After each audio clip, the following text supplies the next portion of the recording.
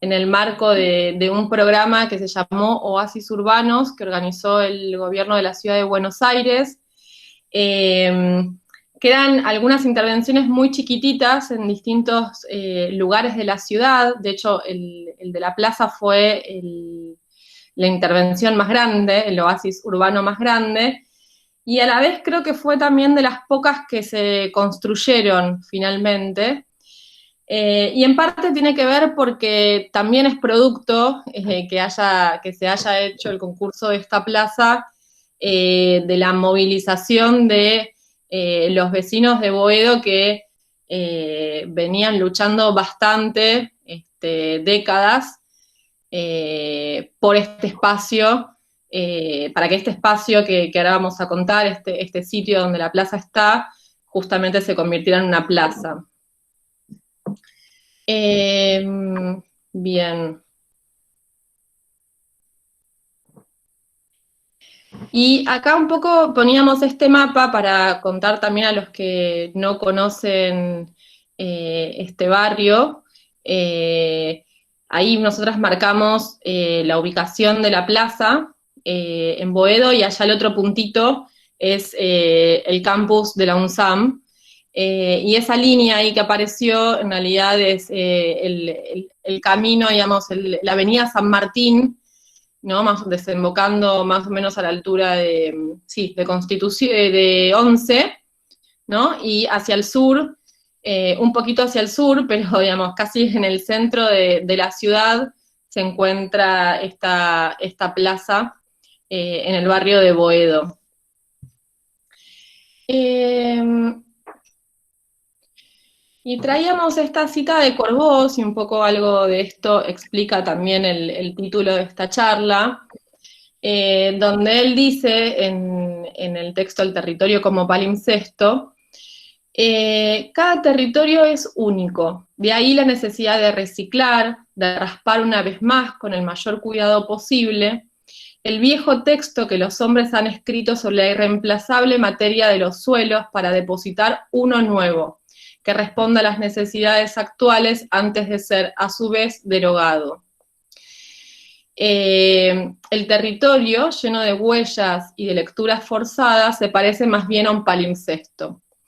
Y de alguna manera, este proyecto de alguna manera intenta, o intentó registrar las huellas que en este territorio, en este fragmento de barrio de la ciudad de Buenos Aires, se fueron depositando, y a su vez, bueno, imprimió unas nuevas huellas que a la vez se siguen modificando.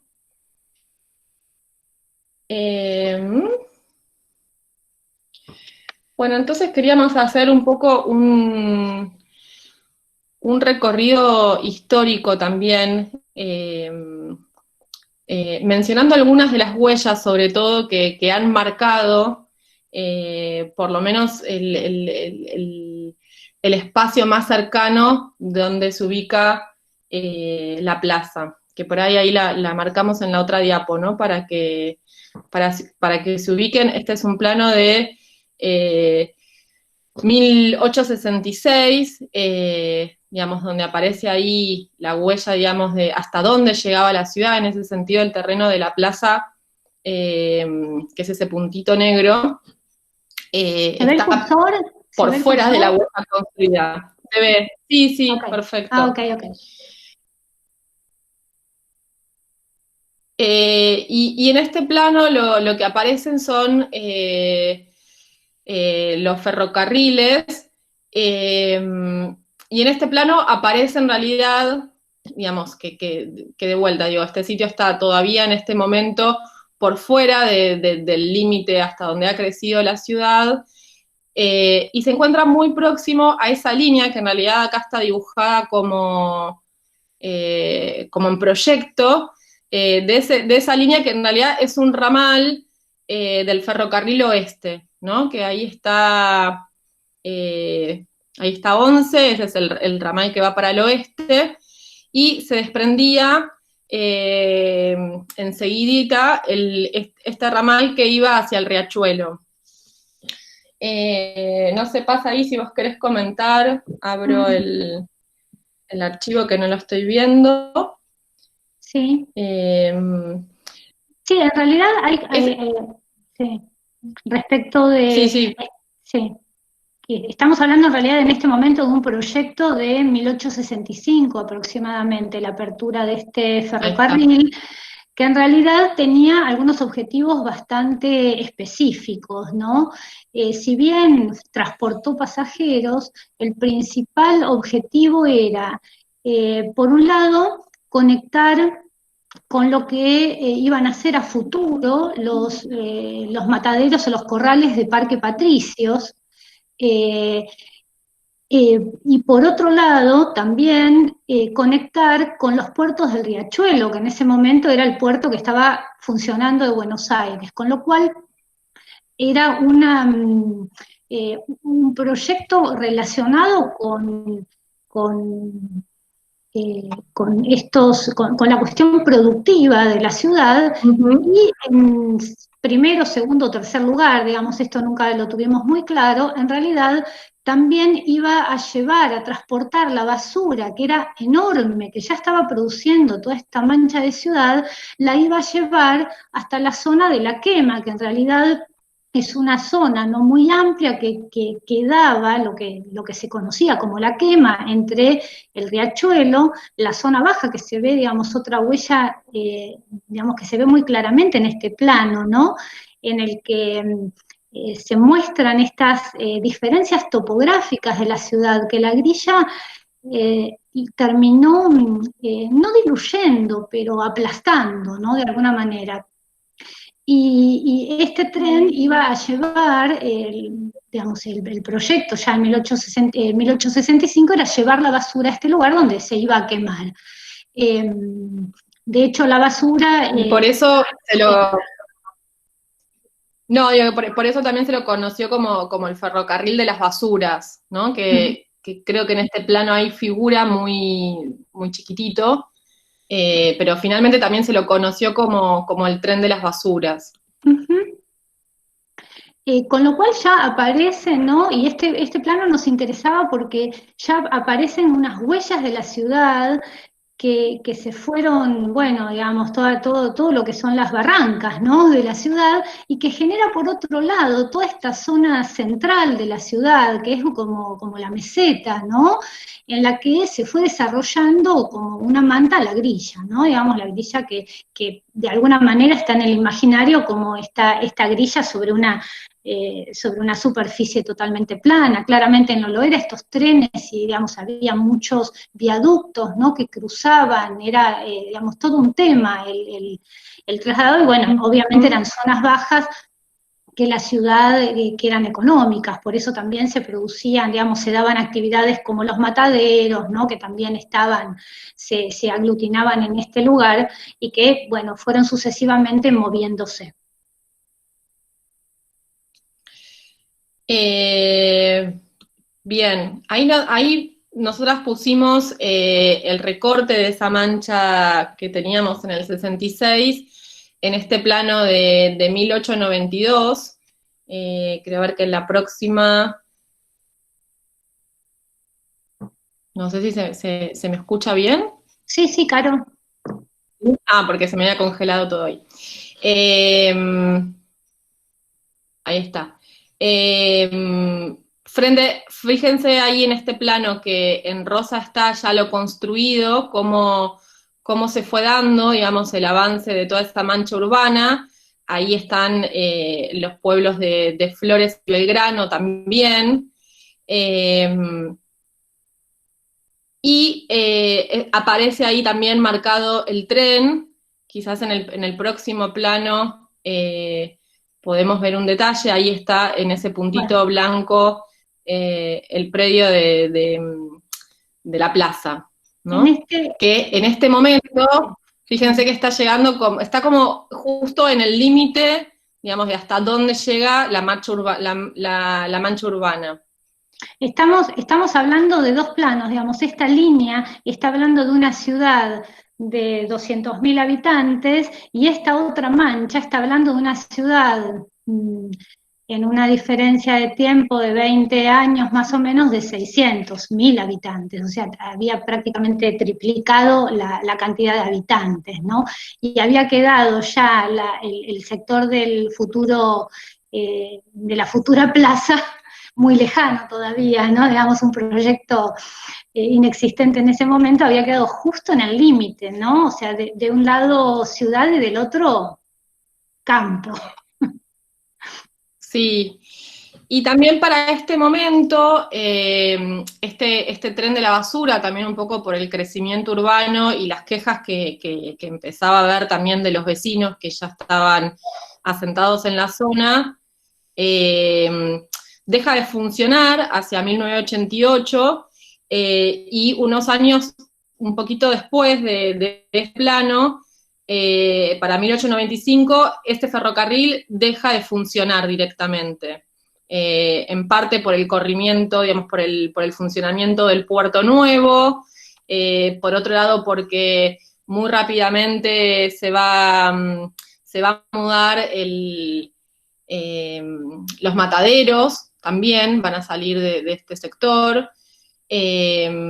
Con lo cual, digamos, finalmente este tren dura como bastantes pocos años. Ahí estas líneas que aparecieron en realidad para ubicar también son las líneas que coinciden con Avenida Boedo, que es justamente ese límite, ¿no?, entre lo construido y todo este espacio verde que aparece ahí de quintas. San Juan, abajo, Independencia arriba, ¿no? Y la que se encuentra más al centro es la línea de Jujuy, ¿no? Sí, que están conectando. Un comentario respecto de estas transformaciones de la ciudad, que los mataderos de Parque Patricios, que es, bueno, lo que actualmente es Parque Patricios, ya se venían mudando desde la zona de lo que eran los corrales del sur, que se van desplazando como alejándose de la ciudad, y en 20 años la ciudad llegaba a los corrales, ¿no? A los mataderos. Esto ahí en 1901 directamente se traslada a lo que, bueno, es Nueva Chicago o Mataderos. Exacto. Hay algunos detalles de este plano donde aparece ahí ya marcado en este plano de 1892, este galpón digamos, que pertenece a los tranvías, en realidad, no a la estación, digamos, de tren. Ahí está, se ve perfectamente todo este ramal que se desprende digamos, del ramal oeste que sale de Once. Todos estos que están así rayaditos son otras estaciones de tranvía también, que aparecen acá registradas en este mapa. Algo que quería Jujuy, Corta, San mencionar. Juan. Sí, Una cosa que Jujuy, quería Corta, San mencionar, Juan. sí, en el plano anterior, que un poco se ve, cómo la huella del tren de la basura, ¿no?, que va corriendo hacia el sur, termina generando marcas en la ciudad. En este caso, digamos, como corre justamente en diagonal a la cuadrícula, genera esta diagonal, que es la diagonal Oruro, que, bueno, obviamente hoy existe, justamente por las vías del tren, ¿no? Estas son huellas que en la ciudad, de las que hay muchas en la ciudad, pero nada más que eso aparece, Sí, ¿no?, en el exacto. recorrido del... Sí. Ahí está, digamos, de vuelta arriba queda el terreno de la plaza, justamente ahí, en donde surge esa curva, que es la que arma después esa perspectiva tan peculiar también, que va a ser una de las llegadas a la plaza desde San Juan. Y ahí abajo está los mataderos que después se van a convertir en Parque Patricios, ¿no? Y lo que es muy impresionante, sí, de estos mapas es ese corte en Boedo, ¿no? Ese corte tan rotundo en la avenida Boedo.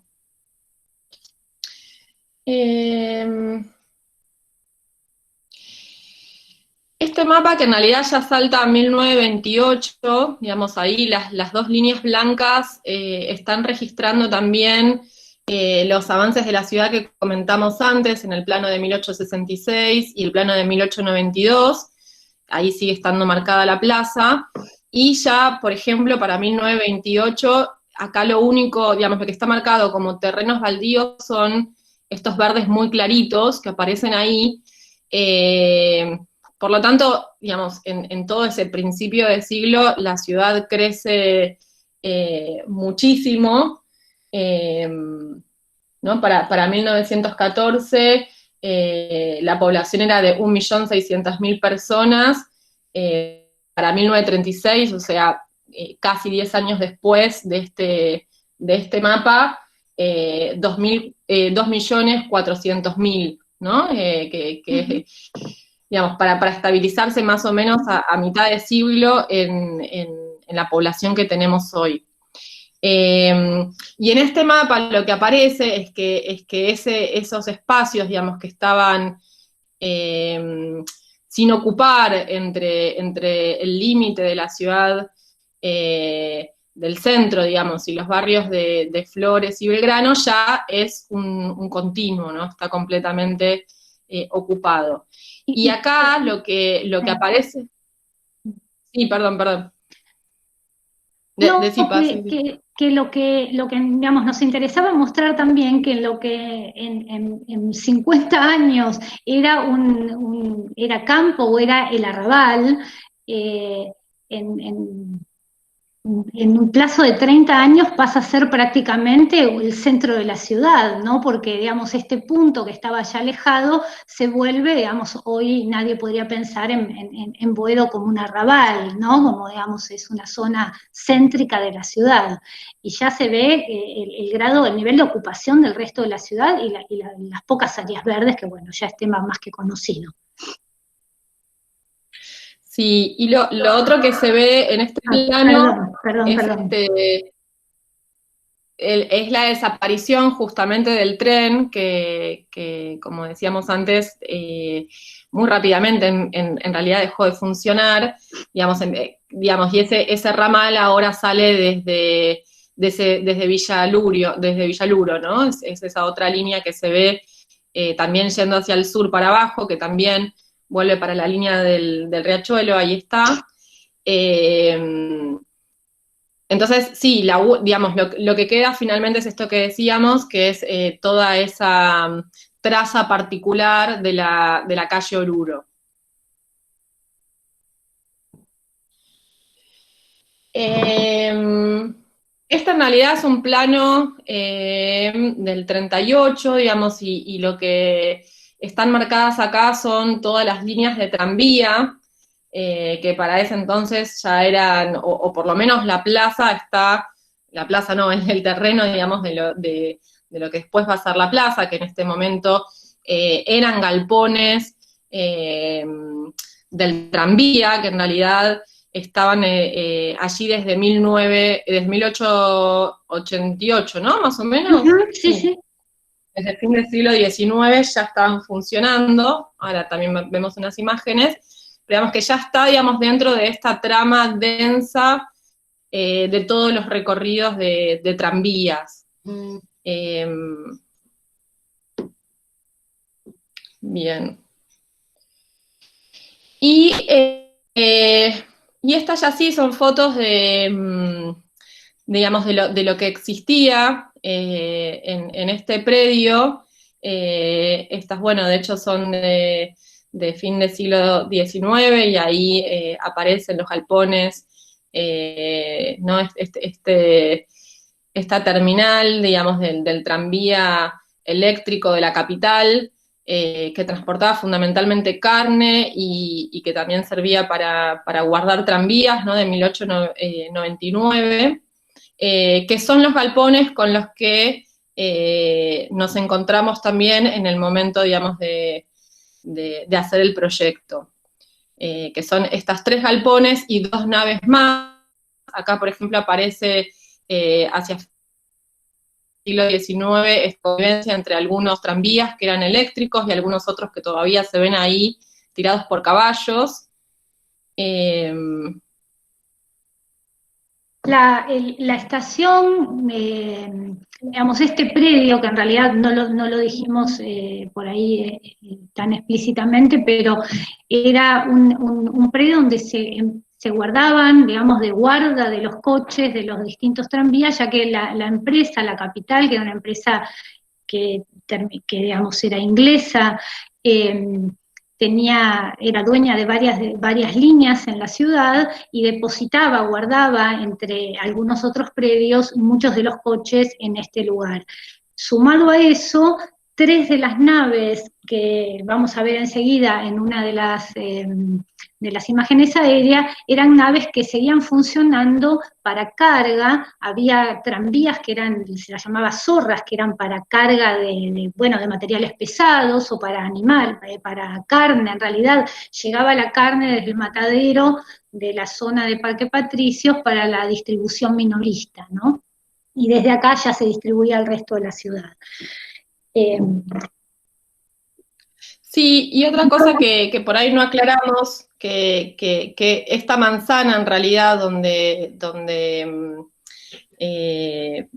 donde luego se hizo la plaza, en realidad estaba ocupada por esta estación. Este predio está entre Carlos Calvo, Sánchez de Loria, Estados Unidos, y en realidad tiene una medianera, digamos, la manzana se completa con Virrey Liniers, y siempre hubo una parte, digamos, que estuvo ocupada, que ahora también lo vamos a ver en otras fotos aéreas. El tranvía, bueno, duró hasta principios de la década del 60, y esta ya es una foto, digamos, del último momento, que ya dejó de funcionar, pero digamos, ahí se ve algo de lo que después también vamos a ver, de esa pared de ladrillos y de esta estructura metálica de las primeras 3 naves, sobre las que luego volveremos. Hay algo de estas capas de estas capas temporales, pero que también son el reflejo de una ciudad en crecimiento, de la modernización de la ciudad, que digamos en muchos textos de la época es como no todo un orgullo la llegada del tranvía eléctrico, o incluso todas las discusiones en torno a los problemas de la basura, que son de época, ¿no? Que son increíbles porque nada, parece que en tanto tiempo no ha cambiado mucho. Seguimos. Seguimos con los mismos problemas, sí. Pero digo, ¿cómo confluyen en este lugar? Digamos, no porque tenga una particularidad especial, ahora lo vamos a ver con lo que sigue, pero digo, hay una confluencia de problemas que dan cuenta, digamos, no solamente de la particularidad del uso del sitio, sino reflejan una situación de la ciudad que estaba ¿no? en una transformación radical, ¿no? en este periodo de tiempo del que estamos hablando. Y obviamente esto va a afectar a la cuestión, porque digamos viene de la mano de la inmigración, un porcentaje muy importante de la población de Boedo es inmigrante, como bueno, digamos, la mayor parte de la población de la ciudad en ese momento, y también es una población, digamos, una población homogénea, ¿no? De una clase media trabajadora, pero como digamos que también tiene como ambiciones culturales, ¿no? Y entonces hay como una dimensión cultural que también se va a entrecruzar con estos problemas económicos, digamos, de la economía, de la política, ¿no? Del crecimiento de la ciudad, y las disputas, por otro lado, que tampoco lo mencionamos, entre la capital y la ciudad y la provincia, porque muchos de los terrenos que veíamos en las imágenes de los primeros planos, eran zonas que pertenecían a la provincia de Buenos Aires, ¿no? Exacto, no eran todavía capital, por lo menos en los primeros.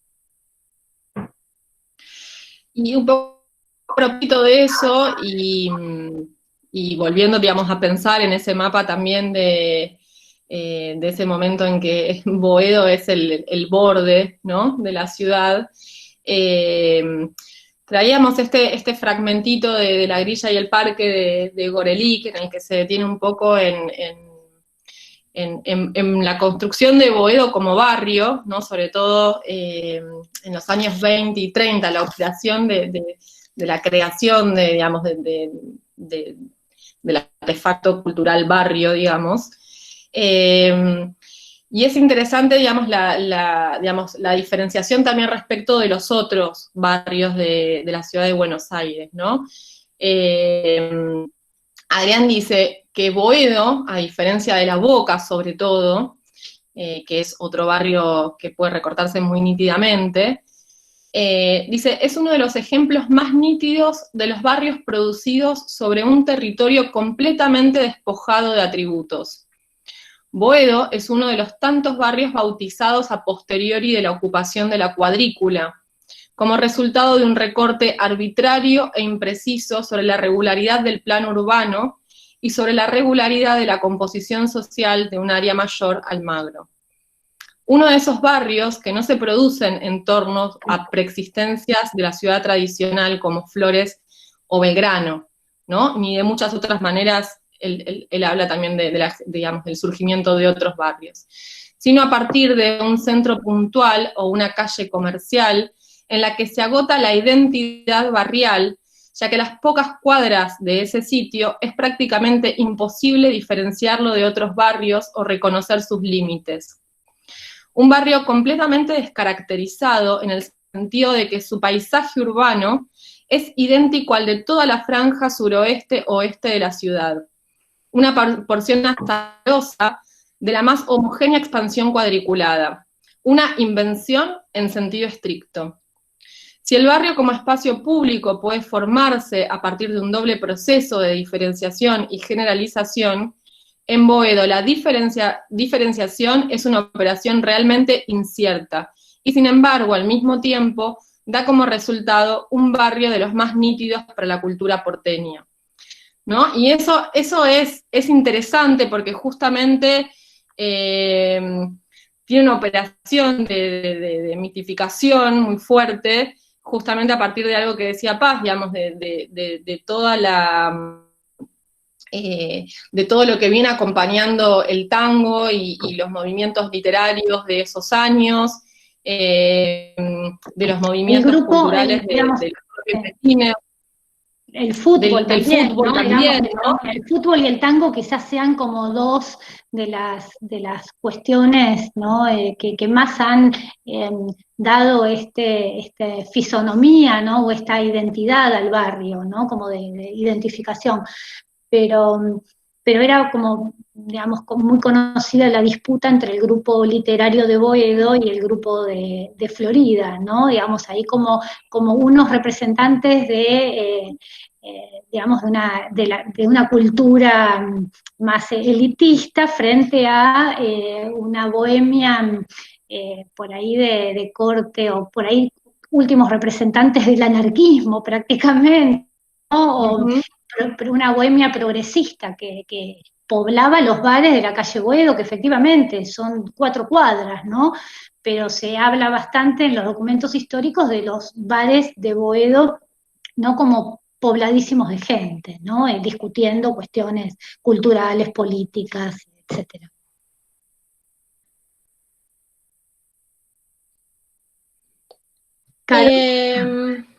Bueno, nada, digamos, para retomar un poco lo que aparece también en los planos, y en este caso en las fotos aéreas, esta es una foto de 1940, ahí aparece toda esta huella que decíamos antes de Oruro, por donde pasaba antes el tren. Acá se ve con más claridad la particularidad también de todo este predio, digamos que tiene una parte de la manzana hacia Liniers, construida, ¿no? De tejidos de 866, y digamos todo este otro casi cuadrado, no es cuadrado, pero entre Estados Unidos, Carlos Calvo y Sánchez de Loria, donde se ven ahí estas naves donde se guardaban los tranvías, que son tres y dos tipos digamos, 2 naves distintas de 3 y 2 líneas de sachas cada una, con un pequeño edificio chiquitito digamos que daba hacia Carlos Calvo, ahí donde Paz lo está marcando. Y si miramos un poco el tejido que se ve en esta foto, justamente vamos a ver esta construcción muy densa, baja, de patios muy chiquititos, se ve muy bien eso en las fotos, ¿no? Como la regularidad de todos estos patiecitos de casas chorizos o de propiedad horizontal, sin fondo de manzana, digamos, y donde aparece esto que decía Adrián Gorelick, ¿no? Que, digamos, en otras partes de la ciudad también se repite este tejido denso. Ahí está, digamos, la calle, la avenida Boedo, digamos, donde hay algún que otro edificio un poco más alto. También hacia el lado del centro de la ciudad hay algunos edificios públicos, iglesias que también tienen como otra presencia. Pero bueno, digamos, las manzanas en general tienen esta morfología. Y si saltamos de esta foto del 40 a la del 2004, que fue un poco antes del momento en que se declarara también ¿Qué? No, no. Se prende y se apaga. Hasta que en el 2006, digamos, este terreno, un poco, digamos, por toda la movilización de los vecinos, finalmente es declarado de interés público para que su destino sea una plaza en uno de los barrios que tienen menos proporción de verde por habitantes, digamos, de la ciudad, un barrio realmente con pocos espacios verdes. Una cuestión que no comentamos Sí. respecto de los avatares del predio luego de que fue abandonado como depósito de tranvías, ¿no? Como estación, que se llamó la estación Sí. Weil.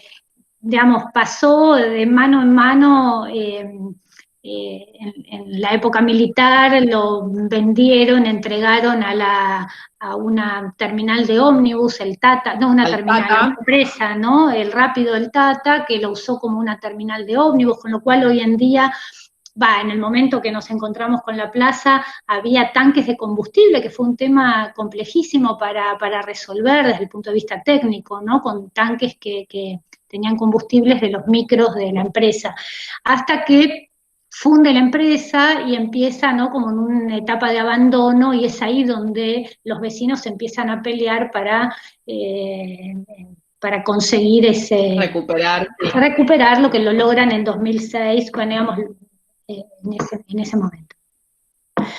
Una cuestión que quería señalar, de estas dos imágenes, es que en el lapso de 60 años vemos que prácticamente, y esto a diferencia de otros barrios porteños donde la cuestión por ahí cambió un poco más significativamente, esta zonificación baja digamos, perdón, este tejido bajo, no zonificación, porque digamos, es variable en función de las avenidas y todo esto, pero que no lo ha notado tanto la trama, empezó recién en los últimos años, de los últimos 20 años, podríamos decir, empezaron a emerger algunos edificios en torre, que en realidad fueron situaciones excepcionales.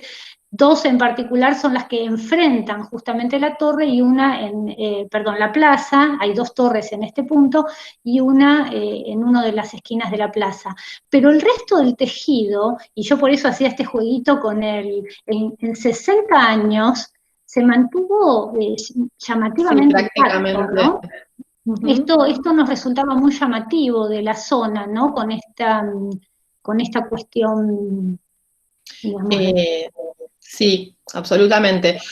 Y aún así, las tres torres justamente dan cuenta de que de todas maneras se va produciendo un cambio y en particular estas tres torres tienen un impacto bastante fuerte también para este terreno.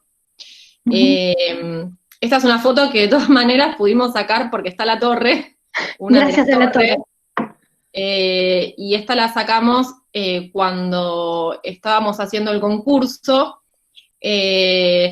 Y esta es la situación en la que se encontraba justamente con este estado de abandono que decía antes Paz, digamos, de colectivos abandonados, de tanques de naftas también enterrados, algunas otras construcciones bastante deterioradas también hacia Estados Unidos. Este es el edificio que les decíamos antes, que tiene esta torre de agua, que es lo único que las bases del concurso pedían conservar. Sobre el resto de las estructuras que había en el predio no decían nada. Esto es la esquina de Carlos Calvo y Sánchez de Loria, ¿no? O sea, como si estuviéramos viniendo justamente desde Oruro, ¿no? Y ahí girando hacia Sánchez de Loria, todo ese paredón que antes también veíamos desde adentro de los galpones, cuando veíamos los tranvías, y acá enfrente donde aparecen esas rejas ya están justamente esas dos grandes torres. Entonces estaban estas tres naves, ¿no? Acá lo vemos desde el otro lado y ahí aparecen las torres, que son estas dos, pero hay varias más.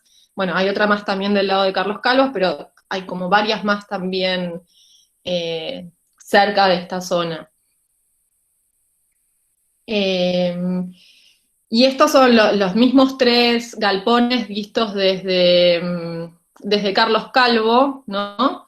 Acá esta es una foto interior de esos tres primeros. Esta era la estructura, digamos, de columnas que prácticamente coincide con la foto esta que veíamos del 61, digamos, donde fue funcionar como estación de guardado de tranvías.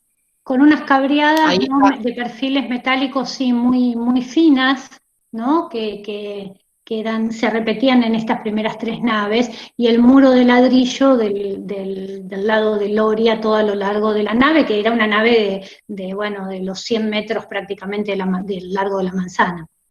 Uh-huh. A continuación de estas dos había dos naves más, estas igual son las mismas que veíamos antes, mirando en realidad ahora hacia Carlos Calvo. Había algunas situaciones que evidentemente se construyeron después, como esta gran viga de hormigón que aparece ahí interrumpiendo, bueno, donde debería haber justamente una columna, que son algunas de las cosas que después quedaron también en el proyecto de la plaza. Estas son las otras dos naves, ¿no? O sea, había como tres y dos diferentes. Y en el resto del predio había algunas otras construcciones. Ahí arriba aparece la medianera, que es la medianera de contrafrente de todos esos otros lotes construidos que vienen desde Virrey Liniers. Y lo que se ve en estas fotos y por ahí en la foto que sigue es justamente todo este piso de hormigón bastante importante que finalmente cubría todo el predio. Este es un tema que después en breve retomamos, pero fue uno de los temas que discutimos al momento de pensar el proyecto y qué solución tomar al respecto, ¿no?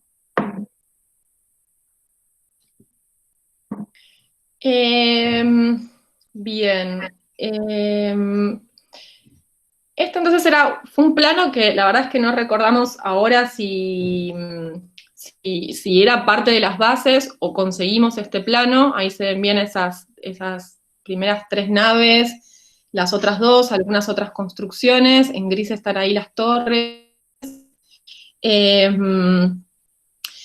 Entonces, digamos, lo que pensamos también un poco a raíz de la presencia de esas torres era, por un lado, bueno, qué carácter debía tener esta plaza, digamos, que tenía también toda esta historia atrás, que no era una plaza que había sido pensada ex novo, digamos.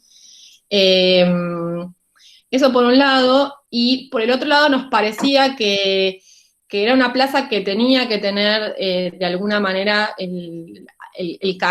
digamos, en alguna medida algo del carácter del barrio, y también, bueno, dar también cuenta de estas características y distintas huellas del terreno. Y de alguna manera lo que hicimos, también pensando en cómo el proyecto podía conservar algo de la memoria de lo que es este barrio, pero un barrio que evidentemente también está en un proceso de cambio, como la ciudad, que está siempre en cambio, pero digamos, esas torres también anunciaban el cambio.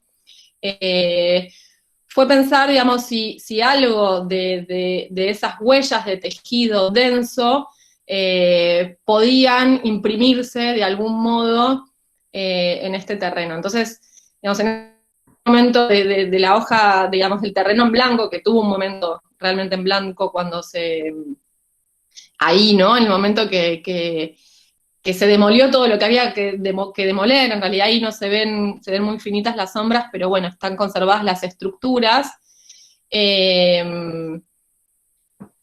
Pensamos, digamos, si el proyecto podía conformarse a partir de la morfología y conservar algo de esa huella que parecía un poco en vías de extinción. Y entonces, bueno, trabajamos con esa trama casi como una geometría ordenadora del proyecto. Y entonces la pregunta un poco fue, bueno, ¿qué iban a hacer esas marcas en una plaza? Y de alguna manera lo que intentamos fue invertir justamente esta relación de llenos y vacíos, de grises y blancos, digamos, que es tan pequeño los huecos de todas estas manzanas en esos patiecitos, y revertir, ¿no?, ese gris por el verde, y entonces lo que en el dibujo, digamos, de las otras manzanas es lo construido, acá iban a ser justamente los canteros o los verdes, en los que ahora por ahí nos detenemos un poco más.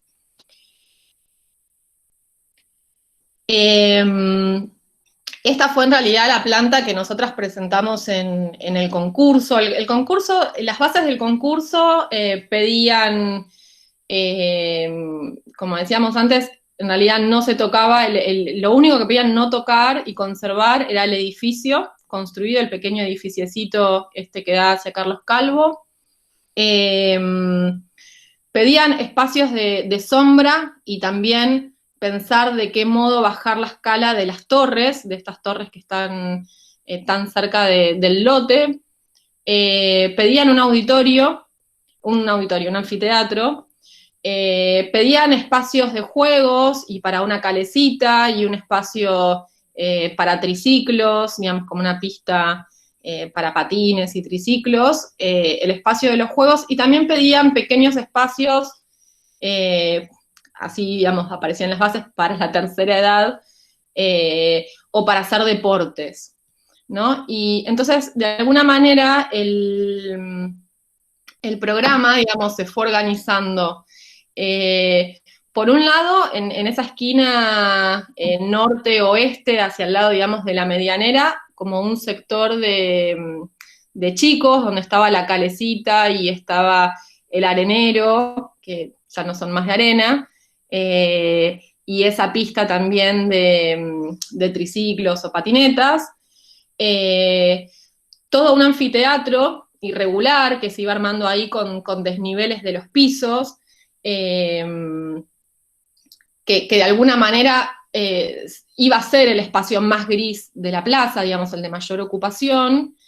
Y luego iba a haber todo un perímetro, digamos, no rígido, digamos, como con entrantes y caminos, en los que se iban a ir dando esos lugares con pequeños equipamientos de mesas de juego, y algunas cuestiones más.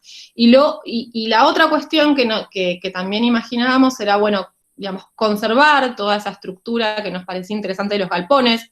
Si bien nosotras nadie podía entrar al predio, o sea, teníamos fotos de las bases, pero no habíamos podido entrar al predio en el momento del concurso. Pensar una pérgola a partir de algunas de las estructuras que íbamos a dejar de las naves, y habíamos imaginado también que en ese lugar, que iba a ser como más público y más vinculado al edificio, que iba a tener un rol más institucional, barrial, pensábamos que ahí podía darse una feria, ¿no? Que fue a lo que no estaba de todas maneras en las bases. Y lo que rápidamente cayó porque no hubo consenso de los vecinos. Una cuestión que intentamos a partir de este diseño, un poco apoyado en esta geometría que venía de esta supuesta manzana ocupada que se había desocupado, ¿no? Había algo como de eso, era también recrear algo de la escala de los espacios frente a la pregunta de, bueno, un poco qué pasaba con una plaza urbana, ¿no? Una plaza qué tipo de usos podía tener, y todo esto nos llevó a investigar un poco en los modos en que se usan las plazas, ¿no? Digamos, los usos de los espacios de las zonas de suelo que se usan para los patines, las bicicletas y todo esto, y por otro lado, que era una plaza relativamente pequeña para las demandas que tenía el barrio, y que no se podía dar el lujo tampoco de tener un potrero, ¿no? Digamos, una cancha de fútbol. Con lo cual había algo como de este modo, que ahora vamos a ver que también tiene que ver con resolver esta cuestión de la preexistencia de este pavimento, que era, bueno, un pavimento de hormigón, y una diferencia de nivel prácticamente 1,5 metros entre Carlos Calvo y Estados Unidos, o sea, en esta línea, digamos, había una diferencia que fuimos tomando con todos estos elementos y prácticamente no trajimos el plano de demolición, pero el único sector que se demolía del piso original era este, y eso nos permitía, a partir de estos canteros, parterres, que se iban elevando de distinta manera, tratar de salvar y generar esta suerte de topografía artificial, evitando un impacto, ¿no?, de demolición significativo.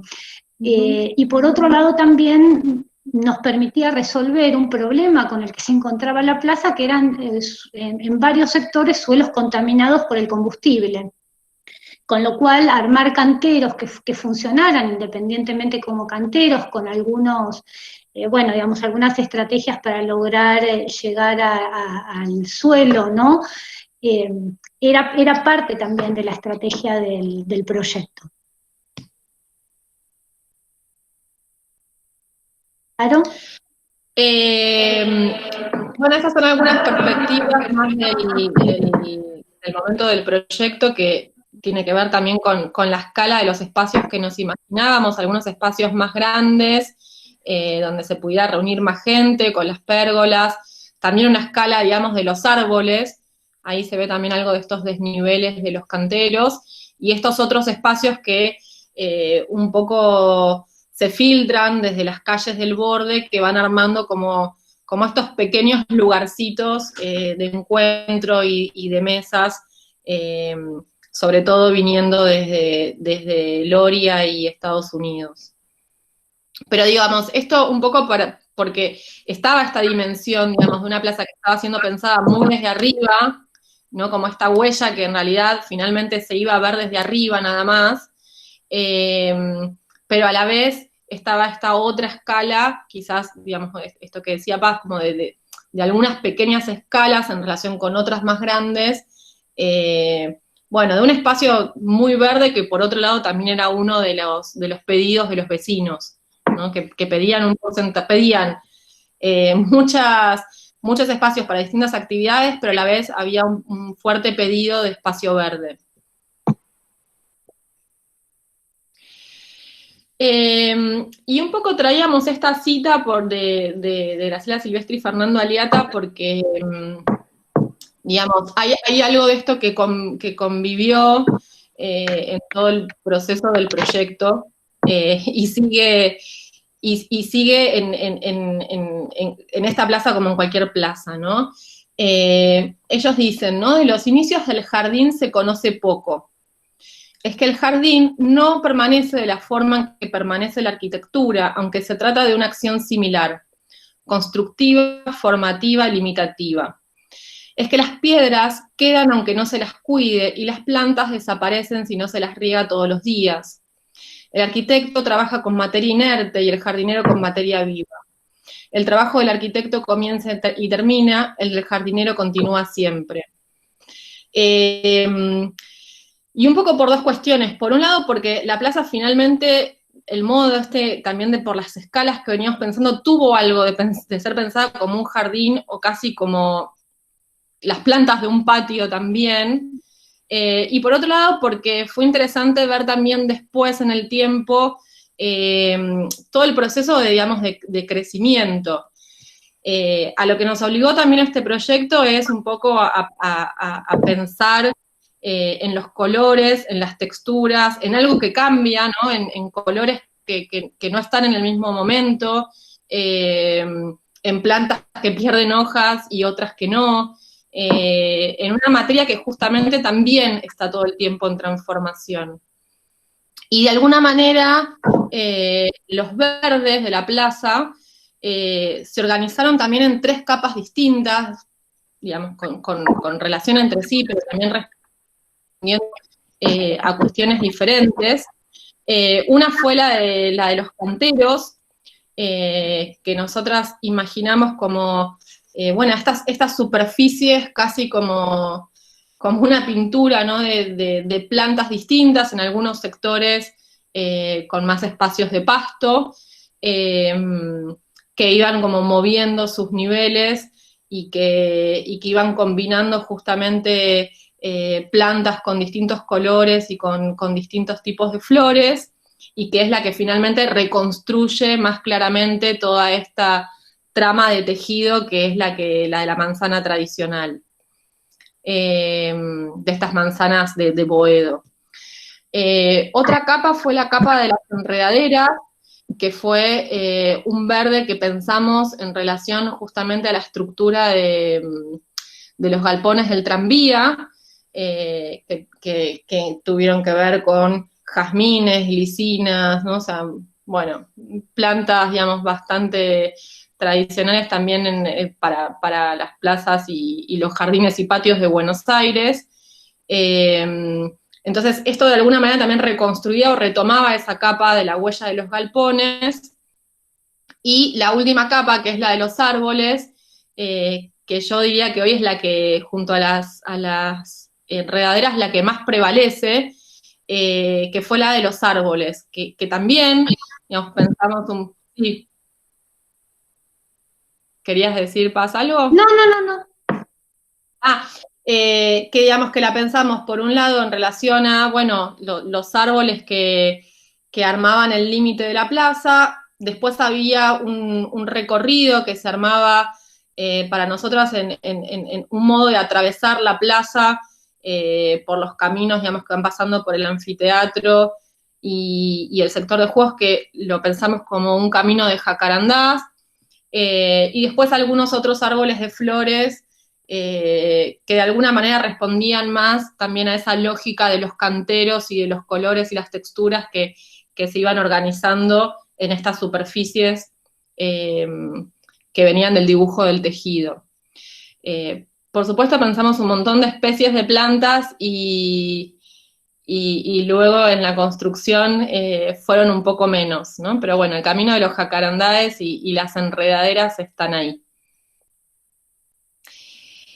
Y después, digamos, en el momento en que avanzamos en el proyecto también después del concurso, obviamente toda esta cuestión del paisaje la desarrollamos después de haber ganado el concurso. O sea, ahí vino todo un momento de profundización, pudimos también entrar al predio, replantear las estructuras metálicas, y lo que hicimos fue dejar algunas de estas cerchas, digamos, que se iban un poco desgranando, digamos, se volvían más densas cerca del edificio que quedaba, digamos, el que tiene el tanque de agua, y que se iban desgranando de alguna manera hacia Estados Unidos, y pensamos una estructura que se montaba entre las cerchas, siguiendo las distintas diagonales de esas cerchas diferentes. Ahí están como los distintos modelos, que iban armando como estas superficies para sombras, que también había sido uno de los requisitos del concurso. También eran las estructuras a las que podían después treparse las enredaderas, y por otro lado también esta pieza de sombra le bajaba la escala a todo ese borde que se enfrentaba más directamente con las torres. Acá, bueno, de todas esas pérgolas, la verdad es que se construyeron muchas menos por problemas presupuestarios. Y después en la otra cuestión que avanzamos, que estaba sugerida en el concurso, era, bueno, cómo pensar todos los bordes de estos canteros como unas piezas de hormigón premoldeado, también pensando, bueno, en un material que resistiera, digamos, esa era la parte de la arquitectura, lo que decía Graciela Silvestre, lo que perdura. Y entonces pensamos una serie de bancos, a veces con respaldo, otras veces simplemente como un borde con lugar para sentarse, todo el recorrido también de ese cantero, algunos bebederos, estos espacios también de pisos sobre algunos sectores de césped, ¿no? Que armaban como estos baldosones de hormigón. Las mesas de ajedrez, bueno, ahí hay algunos detalles también de la boletería de la Calecita. Y acá hay algunas fotos, digamos, de los modos en que la plaza se usa, ¿no? Ahí Paz, que está más cerca como vecina, pero digamos que siempre que pasamos, Paz mucho más, es una plaza que realmente tiene muchísimo uso. Bueno, el proyecto tuvo sus controversias en el momento de la construcción. Finalmente, nosotras tuvimos que hacer un proyecto rapidísimo en 3 meses después de ganar el concurso. Había ahí alguna puja también entre los vecinos y, bueno, cuestiones, digamos, de también propuestas de otros proyectos y demás. El proyecto se hizo en 2 etapas. Primero se hizo todo el sector del lado de la medianera, y hubo algunos cambios al proyecto que nosotros presentamos. Esto es del momento en que se estaba haciendo la primera etapa, y quizás es uno de los registros más fuertes del momento en que aparece toda esta huella, ¿no? Porque paradójicamente, digamos, finalmente después queda oculta hoy entre la copa de los árboles, ¿no? Por suerte, porque es mucho mejor que las copas de los árboles estén. Y por supuesto a nivel peatonal es difícil. Que a nivel peatonal esta huella evidentemente no se reconstruye más que en las experiencias de estos lugares más bien que van construyendo algunos recovecos, podríamos decir, ¿no? Sí, las diferencias, bueno, esto también del momento de la construcción, donde hay algo como de casi estos mini campitos sembrados, que luego se fueron perdiendo también con el tiempo. Ahí quedó el sector de los juegos. Los cambios más fuertes tuvieron que ver con algunos cambios en los caminos, algunos, digamos, mientras siguieran la misma lógica podían modificarse que no pasaba nada, y quizás lo que nosotras notamos enseguida fueron los que se salían de esa lógica, ¿no? Algunos caminos que aparecían como más simétricos o más rectos, o justamente, digamos, con otro orden. Y también lo que tuvo interesante de este momento de los canteros, si querés pasarla, fue eso, ¿no? Que este momento también de las plazas, un poco a propósito de esto de los jardines como algo que se transforman y que necesitan un cuidado constante, es que creo que fue el momento, no sé, Paz, de mayor esplendor de los canteros, el comienzo, ¿no? Donde estaban y empezaron las con plantas, sus colores. Sí, y que eso estuvo bien porque es ese momento también en que las plazas nuevas tienen unos árboles diminutos, tristes, que que bueno, digamos, los canteros en ese sentido compensaron un poco ese primer momento sin árboles. Estas son fotos de los primeros momentos. Pero acá ya Después está, volvimos digamos, a subir. acá ya está Sí, el sí, perdón. proyecto completo, ¿no? Todavía en un momento más inicial, pero el proyecto completo. Sí, y la otra cosa que nosotras no habíamos considerado en el proyecto y fue un cambio también de la municipalidad, fue todo este muro de Loria.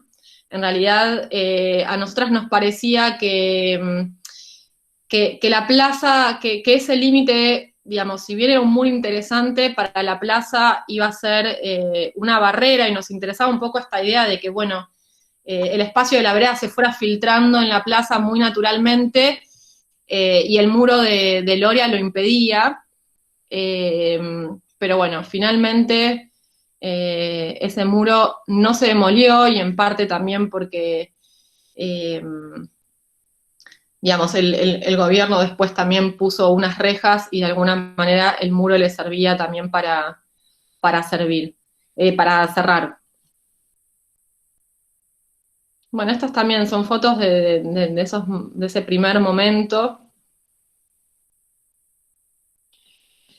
Y estas son fotos un poco más actuales donde, bueno, los árboles están por suerte más crecidos.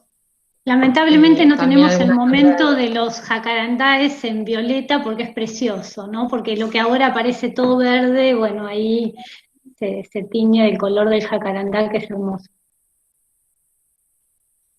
ahí también se ve ya algo más de la medianera crecida, porque había todos unos canteros, digamos, que, digamos, la idea fundamental había sido también que se cubriera también de enredaderas.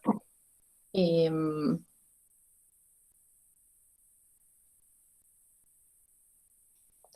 y estos son, bueno, algunos de estos, de los usos que se van dando en estos espacios, los juegos de agua, los espacios del anfiteatro, que se usa a veces para actividades y shows y también es un lugar de encuentro, los En el espacios de la ensaya la pérgola. murga también, la murga de Boedo Sí, ensaya en la plaza.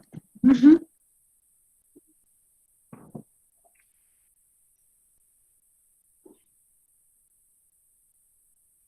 ahí se ven también un poco las enredaderas crecidas, que la verdad es que hoy están bastante crecidas, y esta foto que es una foto para cerrar, no para cerrar del todo, pero eh, bueno, tal vez